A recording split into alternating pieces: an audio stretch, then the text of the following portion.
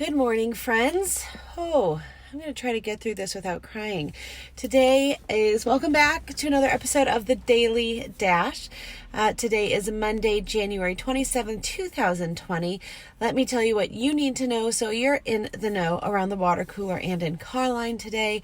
I'm coming to you early because there's news that is just unavoidable, and I'm sure you all have heard already, but it needs to be discussed. So just the big news, there's been a helicopter crash that involved Kobe Bryant, his 13-year-old daughter, Gianna, and 7 others. The Grammys were last night. Billie Eilish really swept all the major awards. And there's a new book that has not come out yet, but basically the author has accused President Trump of withholding aid to Ukraine if he didn't help him get some dirt on his political rivals. It's also James 127 Day, just bringing light to orphans and widows. So that's just a summary of the news. But I really want to dig deep into just 2 things that are really on my heart today. I don't know why this news is affecting me the way it has. Obviously, it's devastating. I can say a number of things. Kobe is slightly younger than me. I've been a lifelong fan of basketball, albeit the Bulls, not the Lakers. But I've just appreciated what he has done for the sport, for just so many causes. He has not been perfect, not like any of us are by any means, but really I think setting an example of looking beyond your current state. What can you do to add value to your family, to add value to others? A smart businessman, a very creative and intelligent person. And I just think of the 8 other lives, including his daughter and the 2 other young girls that were on board. I think when I saw the picture of him and his daughter with their birth years and death years after it, to see, knowing that his daughter is the same age as my son, just seeing that image wrecked me. And I feel like I haven't been able to recover. And it reminds me of so many things, but most importantly, today is a gift. Tomorrow is not guaranteed.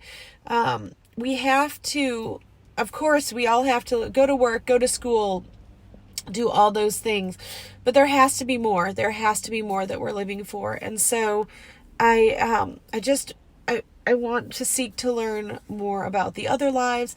And I know this happens every day. I know that there is this attention because it is Kobe Bryant, and I'm not ignorant to that.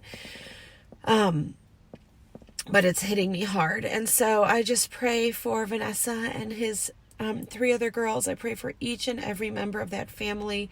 And I just pray that we can honor each of their stories, just like we would want to be honored and remembered if, God forbid, that happens to us. So bear with me. I am a little bit of a wreck. This is like what I slept in, no makeup. I haven't been able to pull it together yet. So I just thought, I'm not even going to try to put makeup on for this. Okay, big girl pants. Grammys happened last night. I don't often watch the full Grammys because I just feel like there's a lot I don't get. I'd like to think I'm a creative person, but there's so many things I'm just like, I don't understand that. And so last night, the thing that struck me, one, I really appreciate Alicia Keys and how she handled the moment. Obviously, he was an athlete and not a musician, and yet you could tell he affected all of our lives. So I appreciate how they handled the passing of Kobe Bryant. What I don't appreciate is the amount of, forgive me, I'm keeping this family friendly, the amount of breasts and butts that I saw hanging out everywhere. In this era of Me Too and women's equality and rights, and I'm just going to say human equality. Like, if we want to all love everyone, accept everyone, treat everyone equally, I don't understand. I mean, I slightly understand because I'm a woman, but I don't understand how we are applauding people wearing next to nothing. People were literally like humping the stage last night in lingerie. I can't tell you how many women's breasts I saw out. I mean, whether they were presenters, whether they were performing.